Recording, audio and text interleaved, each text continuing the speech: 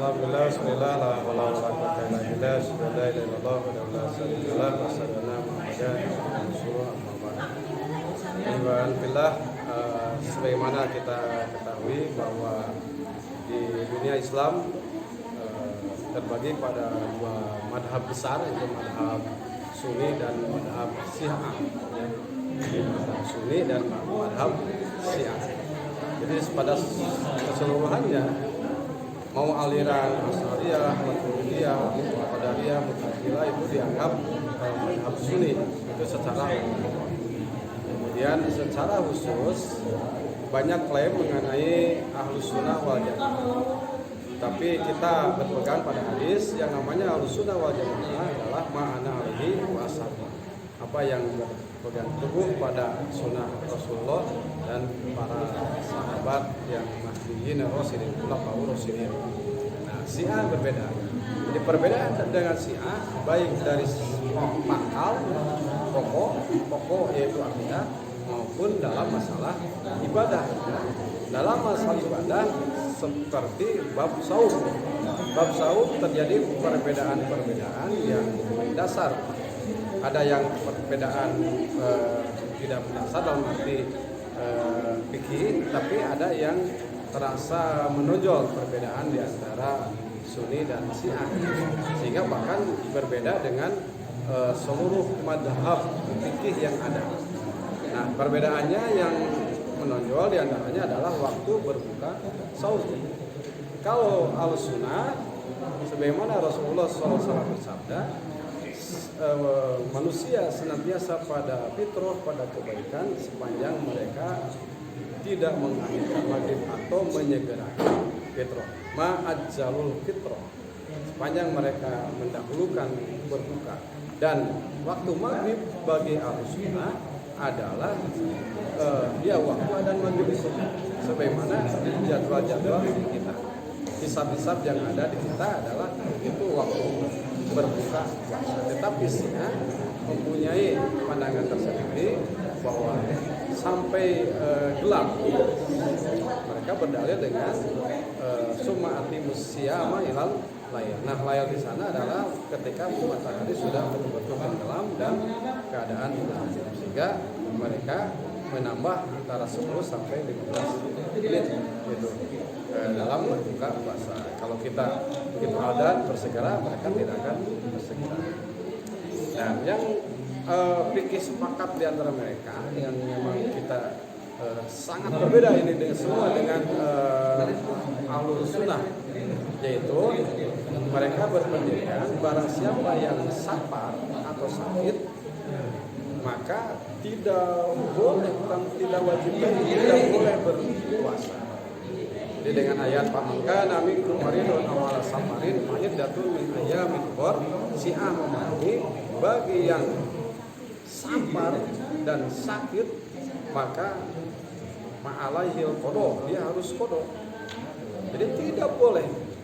Bahkan ada ancaman dari imam mereka yang dinisbahkan, versi saya itu sebenarnya belum tentu Abu Abdillah ya, Imam Ja'far Shadiq mengatakan demikian, tapi oleh mereka dihubungkan, dinisbatkan ke Abu Bakar Shadiq bahwa barang siapa yang mati, barang siapa yang meninggal dunia dalam keadaan saum di waktu safar, maka aku tidak akan menyalatinya. Nah, itu kerasnya bagaimana orang Syiah tidak mau atau tidak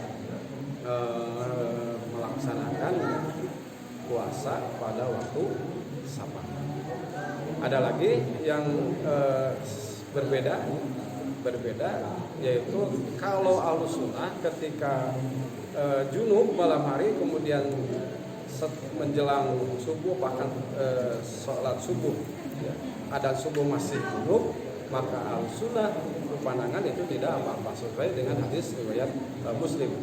Rasulullah SAW malamnya junub, kemudian waktu subuh dia masih ke dalam keadaan junub. Tetapi orang Syiah menganggap itu adalah batal saumnya. Dan banyak hal lain tadi juga disebutkan. Ahlus Sunnah tidak memandang itu batal orang yang misalkan memasukkan seluruh kepalanya ke air, apa istilah itu ya? Nah, memasukkan seluruhnya ke air, orang itu sih batal. Ya, batal. Nah, bagi kita sebenarnya yang pokok adalah yang membuat batal saum adalah yang utama makan, minum, jima. Itu yang utama. Yang lain-lainnya itu adalah fikih, berbeda pendapat. Yang lain-lainnya, termasuk muntah sengaja itu tidak termasuk membatalkan. Yang batal itu adalah masuk, ini yang keluar. Ya, muntah itu adalah keluar, bukan masuk. Nah, walaupun sengaja, fikih kita bahwa yang sengaja muntah juga tidak termasuk membatalkan saum. Itu saja barangkali perbedaan-perbedaan. Yang lainnya banyak sekali perbedaannya, termasuk sholat taraweh orang itu menganggap bid'ah ya. Yang 23 itu perselisihan bid'ah yang dibuat oleh Umar bin Khattab kata mereka. Itu di dalam kitab Biharul Anwar jilid 31 dikatakan ada beberapa bid'ah. Di antara bid'ah yang ke-14 yang dilakukan oleh Umar adalah membuat sholat tarawih 23 rakaat. Nah, kita tahu bahwa belum tentu Umar, bahkan kita menemukan riwayat Umar memerintahkan kepada Tamim Ad-Dari untuk 11 rakaat. Hadis yang mengatakan di zaman Umar 23 dan ternyata yang lebih sahih ya, zaman Umar pun 11. Nah, ini unik. Nah, mereka dituding itu adalah dibuat-buat atau bikin bid'ah oleh Umar bin Khattab.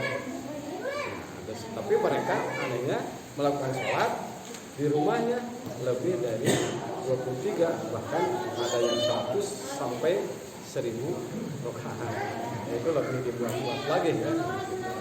Itu barangkali iman memang hal-hal yang terkait perbedaan antara saum kita dengan mudah-mudahan jadi tambahan ilmu dan mudah-mudahan kita dibimbing oleh Allah Subhanahu wa taala untuk melaksanakan hal-hal yang benar-benar adalah petunjuk dari Allah Subhanahu wa taala. Amin ya rabbal alamin. Rabbana atina fid dunya hasanah wa fil akhirati hasanah wa qina adzabannar. Aqulu hadza wa astaghfirullah li wa lakum. Wassalamualaikum warahmatullahi wabarakatuh.